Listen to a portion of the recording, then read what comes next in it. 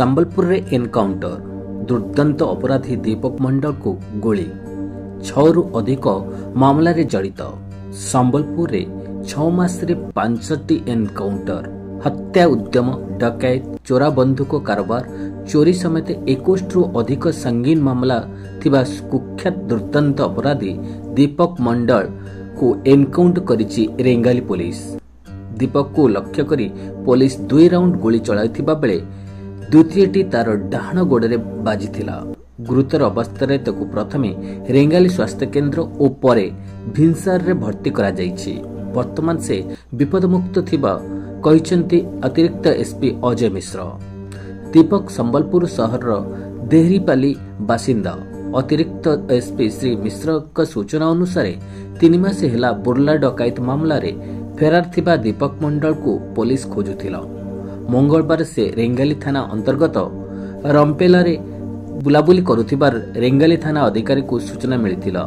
रेंगाली थाना अधिकारी नेतृत्व रे एक टीम तांको पीछा करिबा बेले रामफेल जंगल रे पुलिस और दीपक मुहांमुही होइतिले।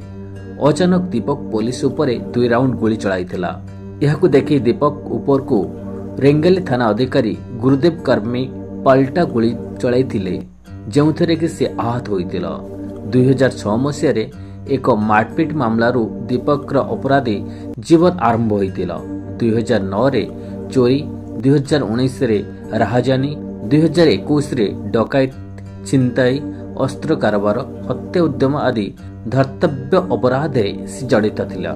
2025 मसीह बुल्ला रे डकायत करी फेरार होई जाइथिबा दीपक विरुद्ध रे ओइटापल्ली थाना रे 10, बुल्ला थाना रे 3टी, धनुपाली थाना रे 1टी, खेतराजपुर थाना रे 2टी, संबलपुर सदर थाना रे 1टी और टाउन थाना रे 4टी मामला रही। आज एनकाउंटर समेत 6 मास रे संबलपुर रे 5टी एनकाउंटर होइतिबा बेले 6 जण आहत होइचंती।